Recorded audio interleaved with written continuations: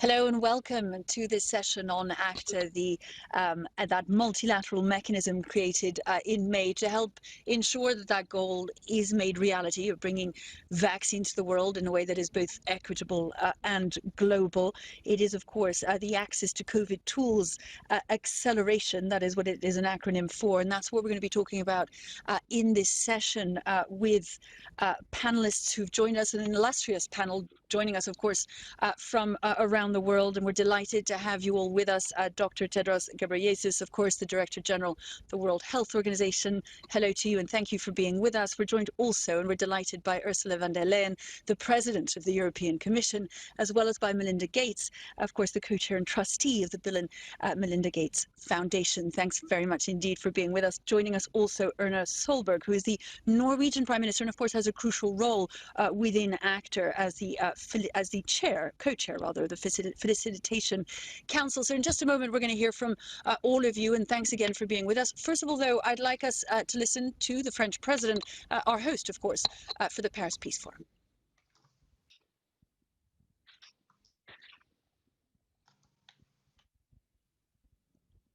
Monsieur le Directeur Général de l'Organisation mondiale de la santé, Madame la Présidente de la Commission européenne, Madame la Première ministre Norvège, chère Melinda Gates, chers amis. La pandémie de la Covid-19 a déjà causé la mort de plus d'1 million de personnes et a gravement affecté nos vies comme nos économies. C'est un immense bouleversement qui, partout, exacerbe les inégalités, un bouleversement qui porte aussi de nombreux et nouveaux déséquilibres, si nous n'agissons pas collectivement. Les soignants, dans tous nos pays, sont une fois de plus en première ligne. Leur dévouement est remarquable et je tiens une fois encore à leur exprimer ma plus grande gratitude. Chaque gouvernement est responsable de prendre toutes les mesures possibles pour protéger sa population, arrêter la circulation du virus dans son pays, en vue évidemment d'éradiquer définitivement celui-ci. Mais face à ce défi planétaire, nous avons aussi une responsabilité commune de coopération et de solidarité internationale. C'est la meilleure stratégie contre ce virus qui ne connaît pas de frontières, l'arme de notre efficacité collective. C'est fort de ces convictions qu'il y a un peu plus de 6 mois, alors que nous faisions face à la première vague de la pandémie, nous avons décidé d'unir nos forces. Nous savions que seule une réponse concertée et forte de l'ensemble de la communauté internationale serait à la hauteur de ce défi. Ensemble, nous avons mis en place le dispositif ACTA, avec l'ambition de s'inscrire dans une approche de bien public mondial, c'est-à-dire de permettre un accès pour tous à ces outils de lutte contre cette pandémie. Les résultats obtenus depuis sont impressionnants. De premiers tests rapides, de premiers traitements sont désormais disponibles dans tous les pays, riches ou pauvres. Je pense aussi à la facilité COVAX, qui doit permettre de fournir 2 milliards de doses de vaccins, dont la moitié aux pays en développement. La lutte ne fait cependant que commencer, et nous devons nous mobiliser encore davantage. D'où l'importance de la réunion d'aujourd'hui. Mobilisation financière d'abord, en réunissant les sommes indispensables pour relever ce défi. En complément de nos efforts bilatéraux, de notre soutien à Unitaid pour le pilier traitement, j'ai le plaisir de confirmer aujourd'hui que la France contribuera à hauteur de 100 millions d'euros à COVAX dès qu'un vaccin sera disponible. C'est essentiel pour que les pays en développement puissent également bénéficier rapidement de vaccins. La France s'est aussi engagée à apporter 50 millions d'euros additionnels à l'OMS, seule organisation universelle dans le domaine de la santé. Son rôle est essentiel pour renforcer les capacités des systèmes de santé. Et c'est évidemment là une condition indispensable au bon déploiement des produits de santé contre la Covid-19. Mais les ressources publiques ne suffiront pas. Nous devons mobiliser de nouvelles sources de financement et en appeler à la solidarité de chacun. Le secteur privé et les plus riches de cette planète ont à cet égard une opportunité historique pour répondre à cet appel et contribuer à la réponse globale à la crise. Le deuxième point, c'est que nous devons aussi chercher une nouvelle voie avec des financements innovants.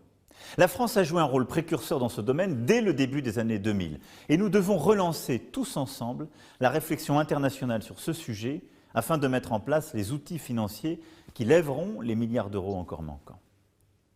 Mais l'argent ne réglera pas tous les défis posés par cette pandémie.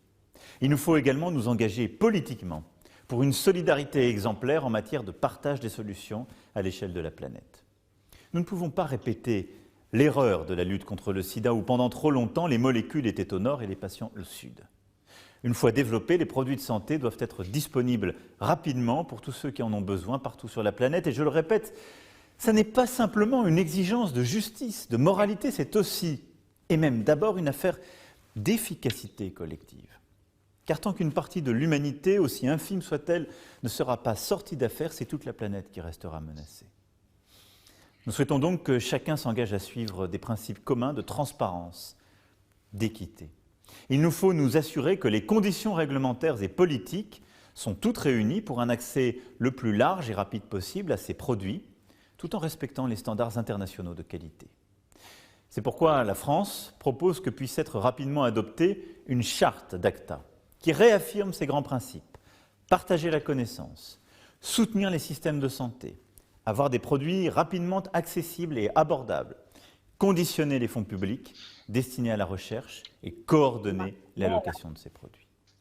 Un projet a été présenté par la France et nous invitons chacun à se mobiliser sur cette question des principes qui doivent régir notre action commune pour lutter contre la pandémie. Les laboratoires ont également la responsabilité de contribuer à l'accès équitable. Certains en prennent la voie et je m'en réjouis. Davantage de partenariats et de production doivent être engagés pour produire dans et pour les pays en développement. Enfin, je souhaite que la France, avec ses partenaires européens, puisse contribuer directement aux efforts multilatéraux en donnant une partie de nos doses de vaccins pour la vaccination des personnels soignants des pays les plus pauvres. Une contribution complémentaire en nature viendrait renforcer notre soutien financier et politique à ACTA et permettrait de livrer dans le même délai à celles et ceux qui en ont le plus besoin dans les pays les plus fragiles les premières doses de vaccins lorsque celles-ci seront disponibles.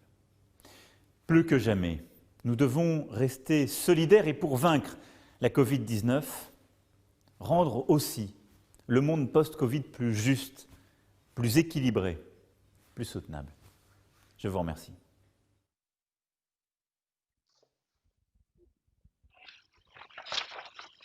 Emmanuel Macron there with his message about the necessity, the need for ACTA and what is at its heart. Dr. Tedros, I'd like to begin with you and by putting to you perhaps something the French president just said about that need, not simply to address this question of a universal and equitable access to vaccines in the name of morality, but actually of efficiency. You're the man who's been at the helm of these efforts so far to coordinate a global response. Tell us what you think is at stake. Thank you very much. Excellencies, dear colleagues and friends, when the history of the COVID pandemic is written, I believe that the Access to COVID Tools Accelerator will be recorded as one of its standout successes. Since the earliest days of the pandemic, the WHO has supported countries with evidence-based tools to stop transmission and save lives. But we also realized that we need new tools to truly bring the pandemic under control, and that those tools must be acceptable to all countries equitably, accessible to all countries equitably. That's why WHO and partners launched the Access to COVID-19 Tools Accelerator, a unique mechanism with two aims: to develop vaccines, diagnostics, and therapeutics fast, and to allocate them fairly. We thank France, Germany, South Africa, Norway, the European Commission at the center, the Bill and Melinda Gates Foundation for their leadership in creating the political platform for the ACT Accelerator to succeed. And we welcome the development of the ACT Accelerator Charter, which outlines the core principles of equity and fair allocation underlying this landmark effort. The world has come together as never before to ensure vaccines, diagnostics, and therapeutics are developed, produced, and allocated fairly as global public goods, not private commodities. This is a powerful statement of international solidarity. In the same way, WHO was also proud to join Costa Rica in May to launch the COVID-19 Technology Access Pool, CEPI. We also welcome India and South Africa's submission to the World Trade Organization to waive certain provisions of the TRIPS agreement during the pandemic. As global public goods, COVID-19 vaccines, therapeutics, and diagnostics must be available on the basis of equitable and affordable access for all, especially for health workers, the elderly, and other at-risk groups. This is not just a moral imperative, as you said, and a public health imperative. It's also an economic imperative. It's in the interest of each and every state on earth. In our interconnected world, if people in low and middle income countries miss out on vaccines, the virus will continue to spread and the economic recovery globally will be delayed. Equitable access is in the national interest of each and every country. Vaccine nationalism will prolong the pandemic, not shorten it. Making vaccines work requires a broad collaboration, not just across sectors, but across partners. No country can address these challenges alone. Efforts like the Accelerator and CEPI show that when countries and partners work together and engage through multilateral platforms, they're stronger. The vaccines pillar of the Accelerator, COVAX, is a perfect example, bringing together Gavi, CEPI, the Global Fund, and WHO to support the development of the world's largest portfolio of vaccine candidates.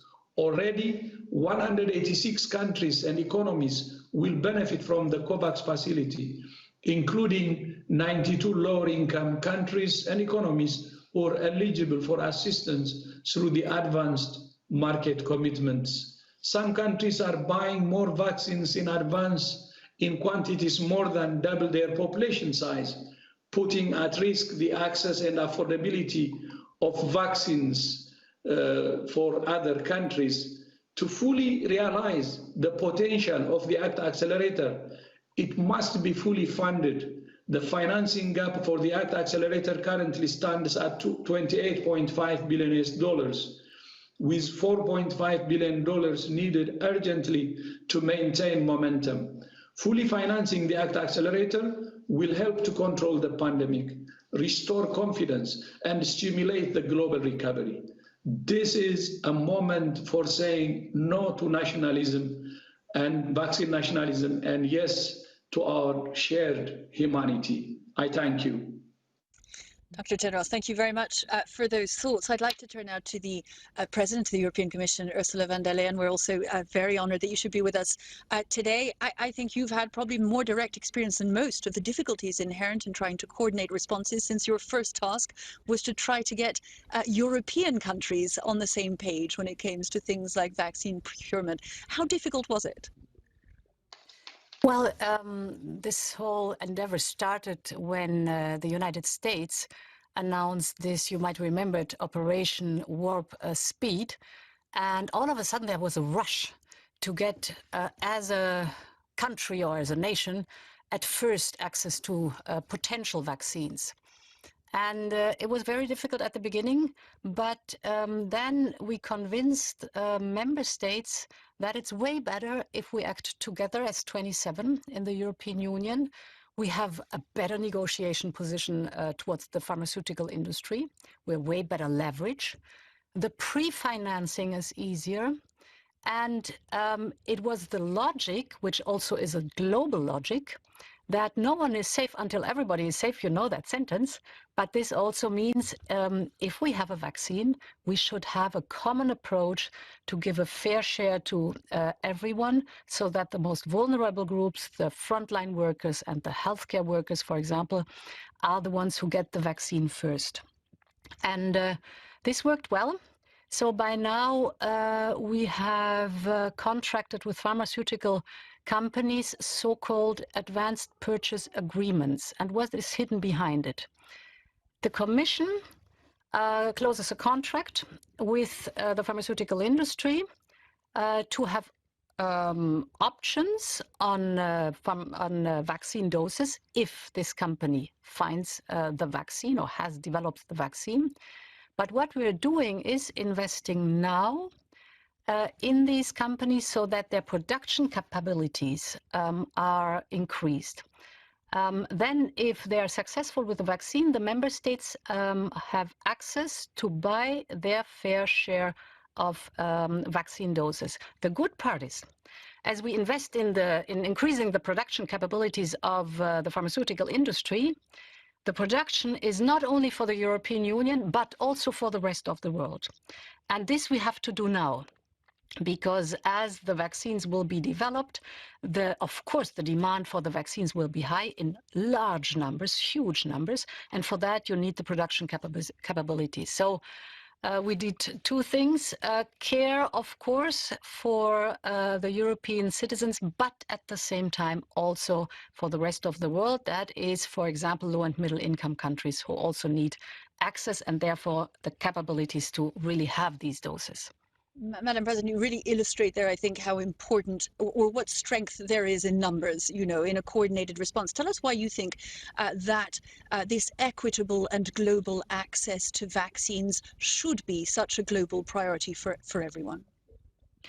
First of all, it is a very clear point. Too many lives have been lost already. So that's point number one. And we know that there are groups that are more vulnerable than others. The second point is an economic one.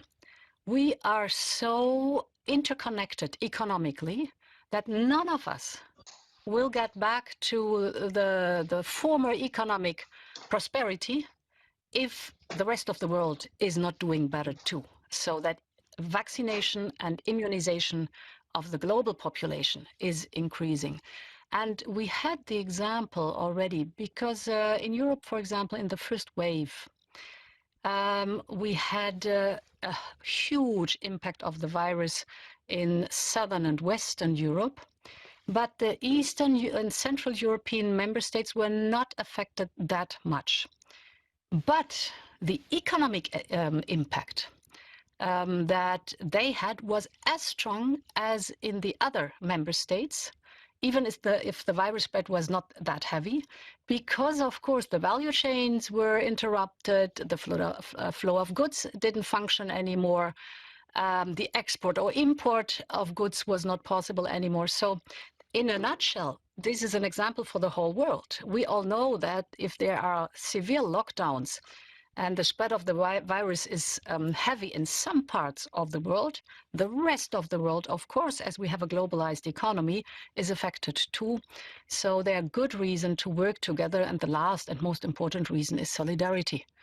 So only if we work together, only if we join forces, we will be able to overcome this virus.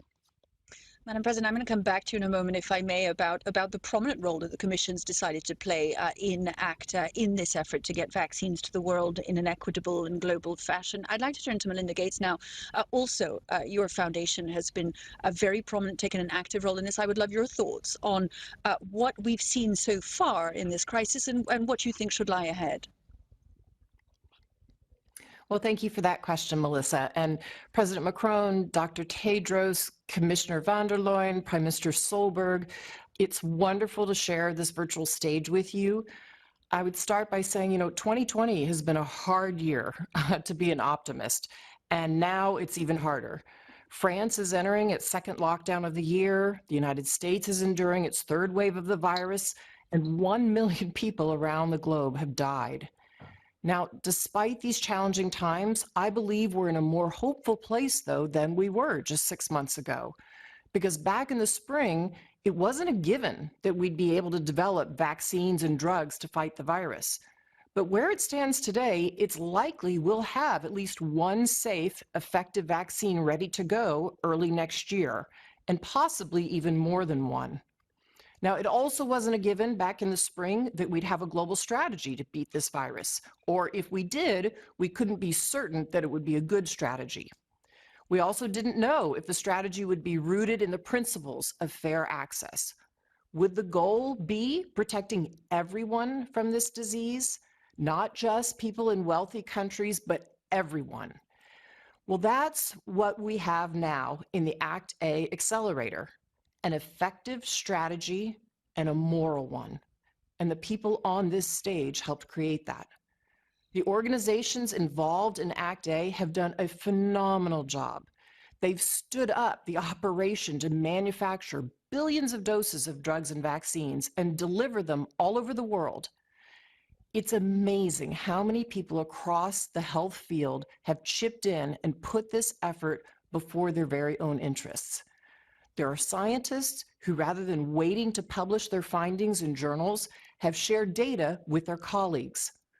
There are pharmaceutical companies that are cooperating in ways and competitors that we've never seen cooperate before.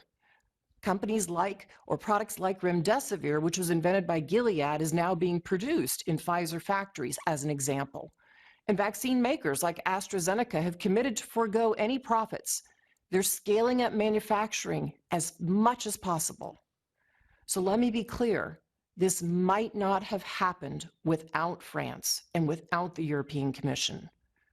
From the very first days of this effort, the leaders here have been voices for good governance, saying that we can't just pour money into efforts without being absolutely certain it's backed by the right principles. And now it is, and we have to make sure it stays that way. But here's something else I think every leader needs to recognize. During this pandemic, it's not enough to put the right values behind our money. We also have to put enough money behind our values.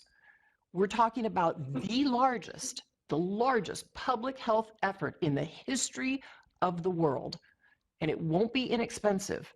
The world needs funding for new, more affordable diagnostics.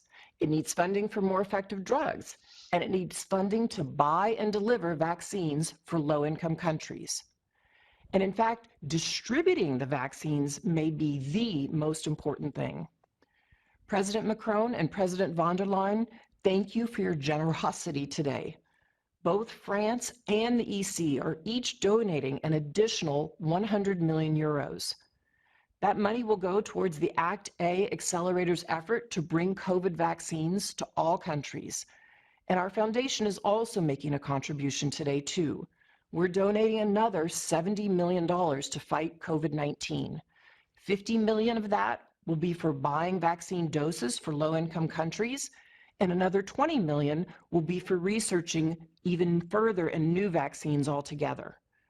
These are big dollar amounts, and they're important, but we still have a long way to go. Wealthy nations have spent the summer pre-purchasing doses of vaccine.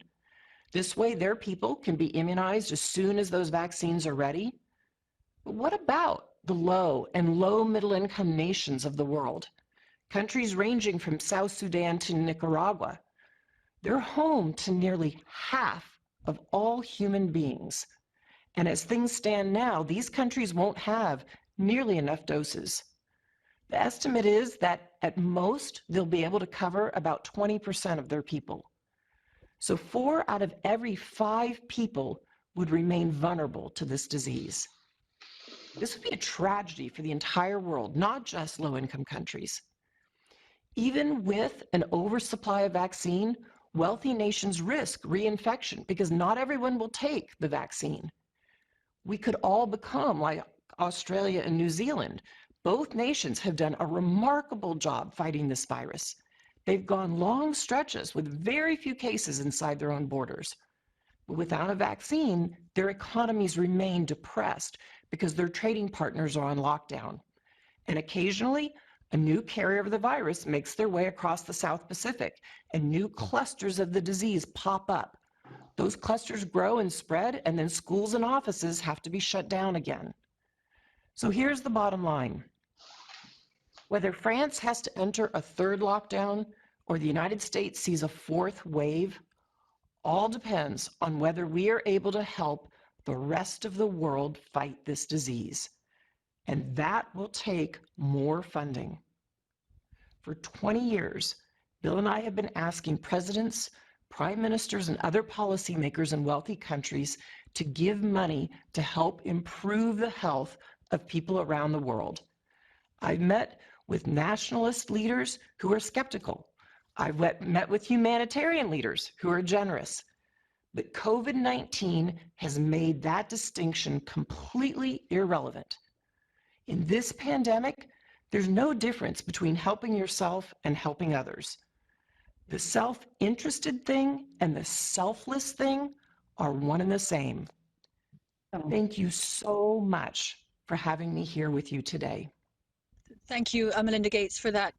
That I think assessment really of how much has been achieved in terms of people's awareness, realization, as you say, that blurring of the distinction between self-interest and generosity, simply because we're facing something that we can only face together, and also for that outlining of the important contributions. I think it's essential, and we're going to hear now from Erna Solberg, who is not only the Norwegian Prime Minister, but of course also in charge, or the co-president rather, the facilitation tool of ACTA. I'd love you just picking up on where Melinda Gates just left off to give us an idea of where we are with ACTA and what progress has been made and what remains to be done.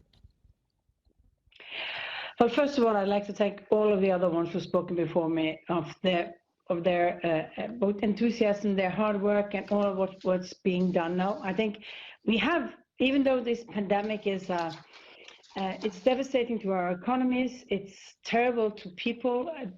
Too many people are dying. Too many people are getting long-term illnesses out of this.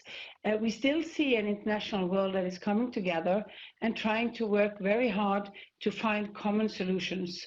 And I think there's been a great development since I started in February asking for money from other countries for financing vaccines at an early stage, up until where we now are with an infrastructure like ACTA is, that we are in fact trying to really deal with this as the global problem that needs a global solutions based on solidarity between our countries. And I think what Melinda said, of course, values is important, the development, research, but money counts.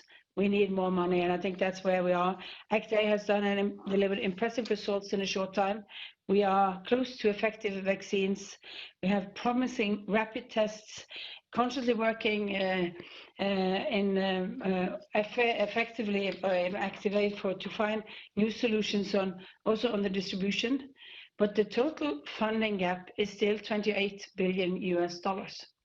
And we need 4.5 billion urgently to continue the work to make sure that we are following the steps now, that we are managing the direction. And we have to look beyond aid for financing. We can't just put out all the development aid budgets and use that money. We need to look at the private sector. We need to look at innovative mechanisms. We need to look at other ways to get this money up fast, because we need to accelerate this faster than we are doing these days. Of course, we are using a huge amount of money, all of us who are leading different countries, on balancing our economies, making sure that the economic hit isn't that big, transforming our economies into building better after the pandemic. But it will be a longer time until we really get after the pandemic if we don't now put up money for new solutions. We need money to have equitable distribution, to make sure that we are the immunization is reaching out to everybody. I think it's a human rights issue as much as not only a global public good issue. It is, but it's also a human rights issue. And I think Act A is on the right track, but we need to increase countries and companies and private sector representatives' participation in the work to finance even more. Norway, South Africa, and the European Union and the World Health Organization will reach out to the G20 and ask for their leadership in getting necessary funding for ACTA. If not more money is put up by countries, we will not reach our aims. I think it's a great and big significant what we've heard both from President Macron, from the European Commission, and from the Gates Foundation today. I, in fact, have just taken a break from a cabinet meeting to join this panel, and we are in this meeting discussing our further contributions to ACTA. We have contributed $65 million US already, and but we are planning to increase substantially our commitments to make sure that we are having enough money to continue that speedy, rapid development that we are seeing. So, but we also need to see other countries And we need to see that this should be looked upon as part of your economic recovery, because your economic recovery becomes quicker if the whole world quicker comes out of the pandemic situation.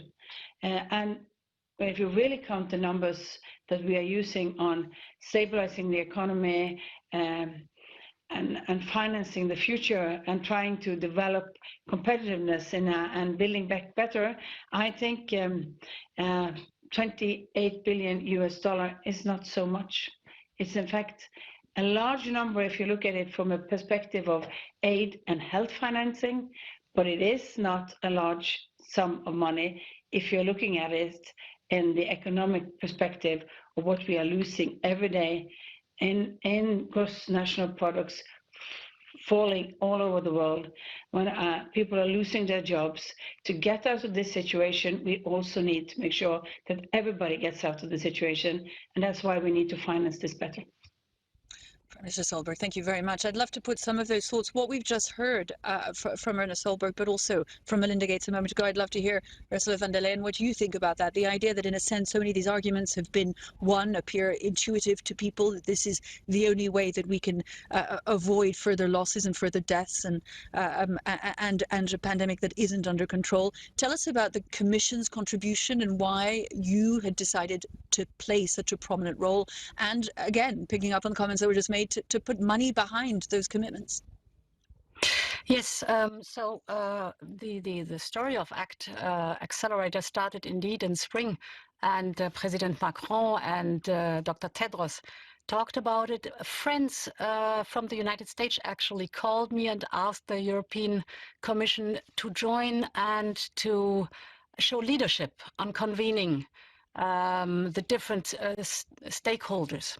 And indeed, it's a convening momentum, a convening power that you need. And if you look at who is in or working for the ACT Accelerator, we have more than 40 countries now.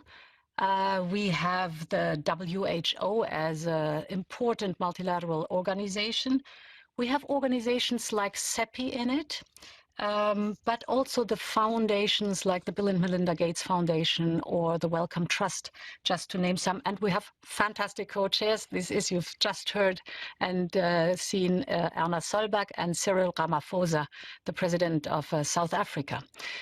Why do I describe that? It shows you need many. And we were also strongly supported by civil society and NGOs, for example, the Global Citizen. So you need many to really step up, build this new construction and raise money. We had 2 pledging rounds where we raised 16 billion. But Erna Solberg is right, this is not enough. And Melinda Gates also said it, this is not enough. Erna, you said you now need 28 billion more for the ACT Accelerator to fulfill its objectives.